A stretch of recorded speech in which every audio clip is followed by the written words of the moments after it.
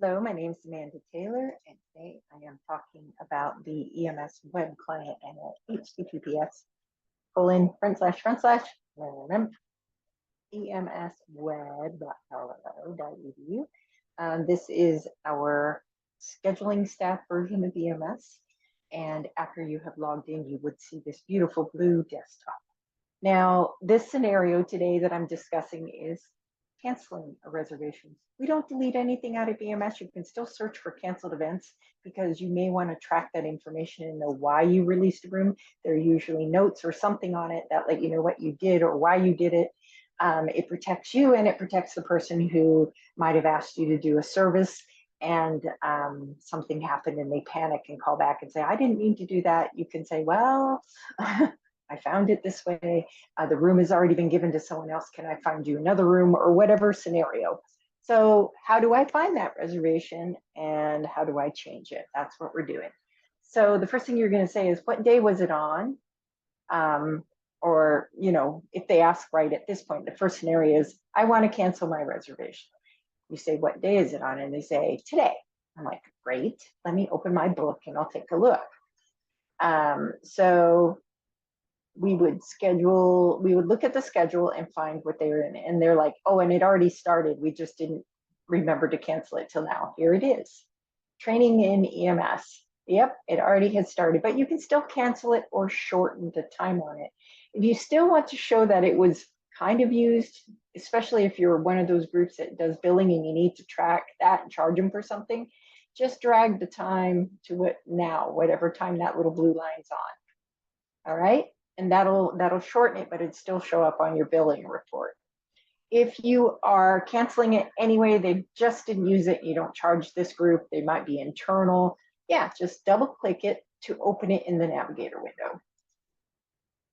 This Navigator is your edit tool. Whenever you cancel, though, the first thing you should do is select the reservation ID because there may be additional bookings underneath this reservation, and you may only be canceling that one, but you may want to make sure you don't accidentally cancel the whole reservation. The thing you're going to choose is change status. You can also use the right-click tool and wizards, change room wizard, change date time that you're looking for, change status. That's the same as clicking that button, but sometimes, depending upon your process, it might be faster just to click the button, especially since it only has one booking on it. Status, we're going to cancel, and that's canceled. Because you're canceling the booking in a whole reservation, you're going to update the reservation level too. There are two levels to a reservation. There's the reservation ID who what level and the where when level. If you are only doing a partial cancellation, you leave that reservation status on confirmed because you're still going to have a few events underneath it that are confirmed. The only thing, but this is a whole single reservation of canceling the whole reason, no longer needed, or whatever reason they give you, put your initials in of who canceled it. So your team knows who to talk to if something weird happens. And then put in a reason, training in EMS, test. Okay, next. It will automatically select all.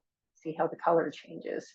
So be sure if you're doing a partial cancellation that you unselect and just select the one you want in a full recurring reservation. And I will show that in the next part of our demo. Finish. Once you canceled it, it's going to say if you were successful.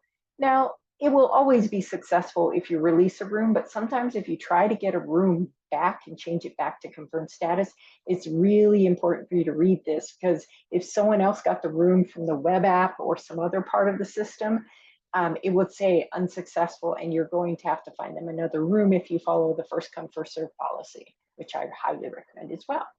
Okay, so we were successful and this thing looks canceled. Yay, it went to gray. It's no longer green in its status color. I will send this person a document just like before. You click the confirmation. You can leave it on user specified. I'm going to generate an RTF document. Generate report. It's going to go to my downloads. And of course, I have Word set up to handle that. And I'm going to say, open that. There it is. There it is. All right, here it is. I'm going to change some of this perhaps, enable editing for me.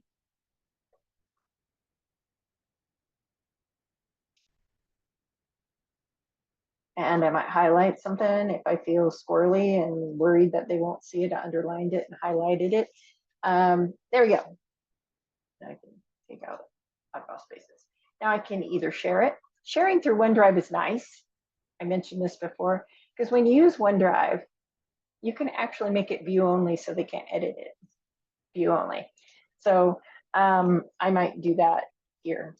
I'd share it with myself as a record. There I am. And whomever the contact on this reservation was, which I'm not going to because Jen doesn't need to see it. This is just a demo. And then I can close it.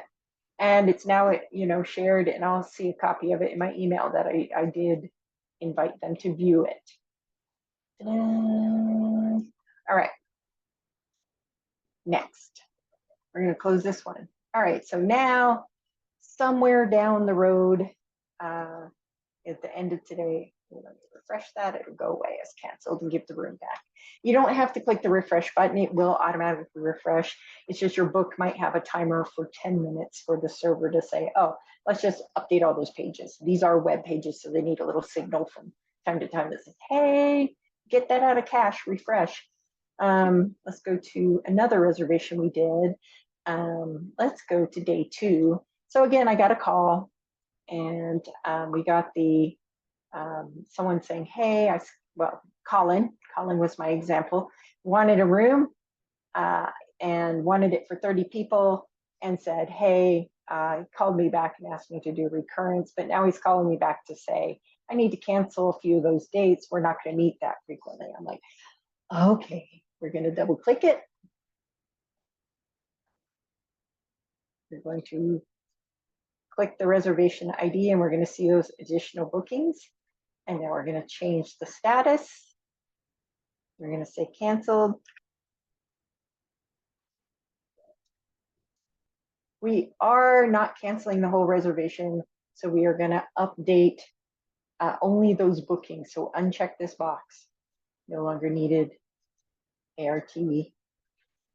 Colin emailed and said not meeting on all dates and to cancel a few. Cancel every other. Okay, next. So we're going to go with the first one staying, what we're going to get released to, finish. And there we go. Shows that was successful. If I close this and hit refresh, I can see, well, it refreshed on its own actually pretty quickly. From the reservation level, you can see all the bookings here. And you can see that it canceled those 2. I'm going to send a confirmation document in RTF format. Generate report. It's going to go to my downloads. I'm going to open it. And then I'm going to use Word to send it. Viewing, yeah, I want enable editing, share. And then I might attach it. Say,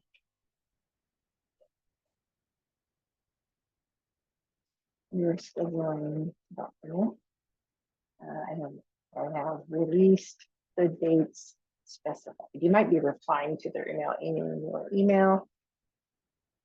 Please open and review the attachment and contact. Yeah, that's the original. Changes or questions, etc. And fix my attachment. There you go. And then I'll put a signature. Again, you can make all of these signatures that you just drop in. I'm just going to put my Amanda signature, send it to me. So that, yeah, Amanda, there we go, and send. And that's it. There's another one. How to change your reservation canceling. It's pretty straightforward. All right, I'm going to end here. Another short video. I hope you enjoyed it and take care.